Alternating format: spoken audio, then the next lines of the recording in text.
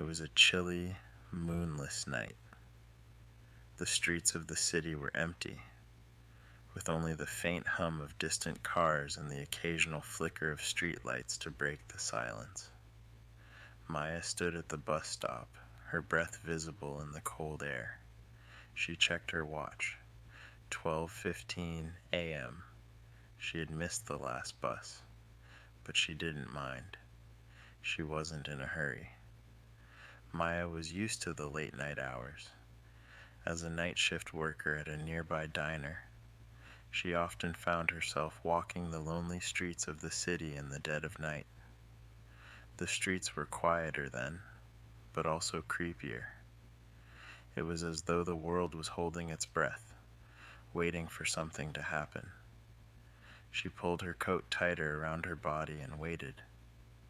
The clock on her watch ticked away slowly, and the silence grew thicker with each passing minute. Just as she was about to pull out her phone to check the bus schedule again, she heard the unmistakable sound of an engine approaching.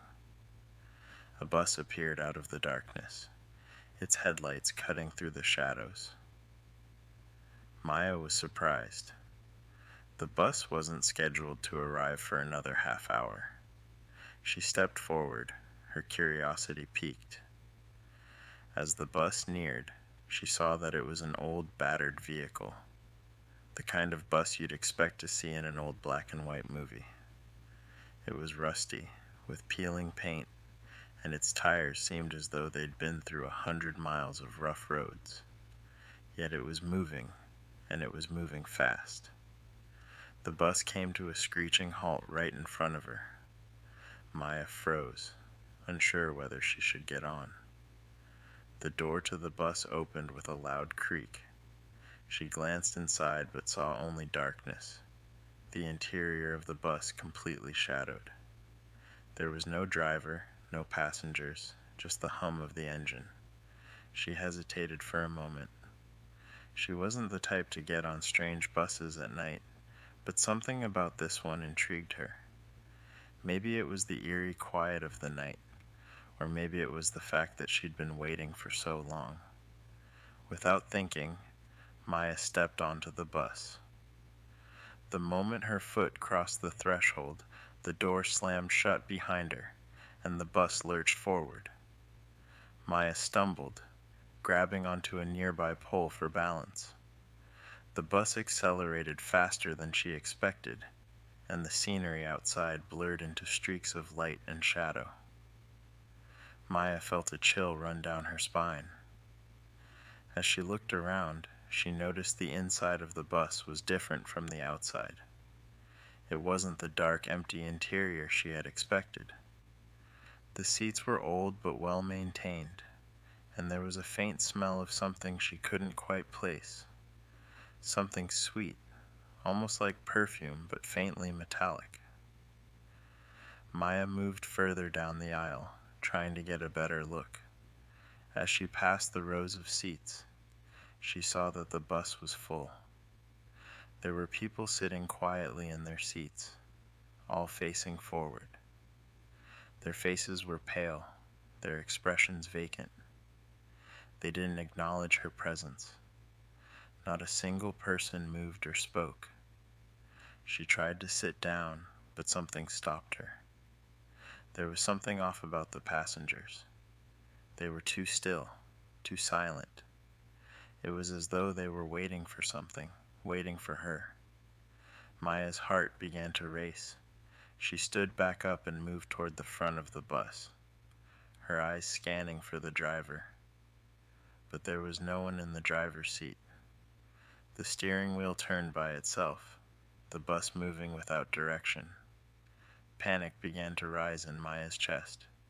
She looked out the window, trying to gauge where they were, but the scenery outside was strange.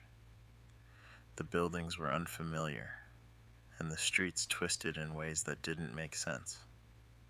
She had lived in the city her entire life, but this place was like nothing she had ever seen. The bus turned onto a street she didn't recognize, and soon everything outside the windows was completely dark.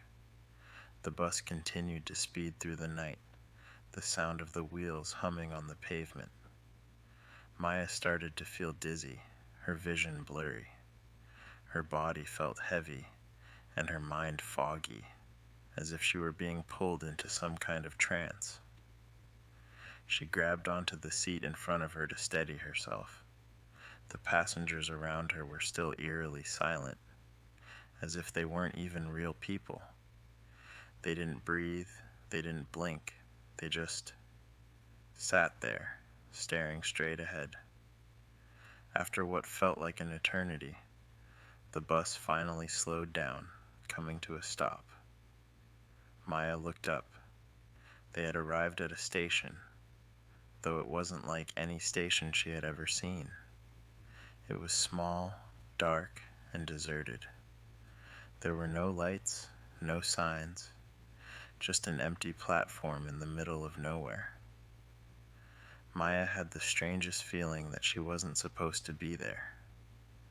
The doors opened, and the passengers began to stand up.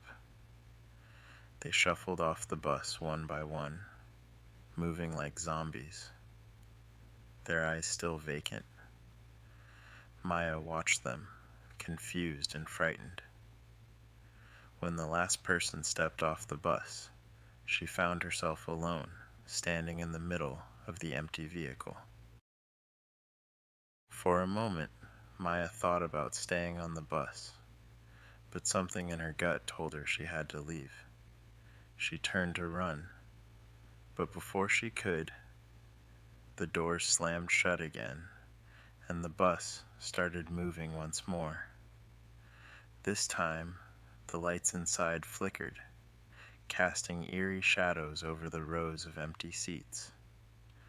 Maya could hear the faint sound of whispers, soft at first but growing louder and clearer. She strained to hear, but the words were just out of reach, like a melody she couldn't remember. Suddenly, the lights went out completely, and the bus plunged into complete darkness. Maya's breath quickened. She could feel her heart pounding in her chest. She stumbled backward, her hands reaching for anything to grab onto. But there was nothing. The bus was moving again, faster this time, as though something or someone was guiding it.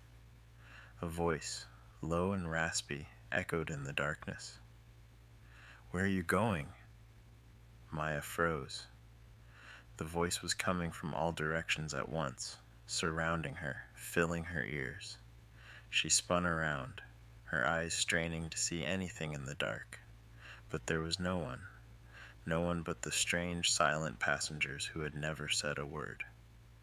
The voice spoke again, this time with more urgency. "You shouldn't have gotten on. You shouldn't have come." A cold sweat ran down Maya's back. She wanted to scream, to run, but her feet felt glued to the floor. The bus continued to speed through the night, the whispers growing louder, filling her mind with confusion and fear. Suddenly, the bus came to another screeching halt. Maya's body lurched forward, but she managed to stay on her feet. The lights flickered back on, and for the first time since she had gotten on the bus, she saw the passengers clearly. Their eyes were wide open now, staring at her, their faces twisted in agony. They were all looking at her with a mix of fear and desperation, as though they wanted to warn her, but couldn't. The voice spoke again, its tone dark and foreboding. "Get off now. It's not too late." Maya didn't wait to hear more. Without thinking, she ran to the door and slammed her palm against the release button. The doors opened with a loud, echoing creak, and she jumped off the bus, stumbling onto the cold, empty street. For a moment, everything was still. The bus remained where it had stopped, its lights dimming as if it had never moved at all. The street was silent, the city just as empty as it had been when she first arrived. Maya took a deep breath, her chest rising and falling rapidly. She looked around, unsure of where she was, but one thing was certain: she would never ride a bus at midnight again. As she started walking down the street, she glanced over her shoulder one last time. The bus was gone. There was no sign of it, no trace of its presence. But the whispers, faint but clear, followed her as she walked. "It's not over," they said. "The bus will be back."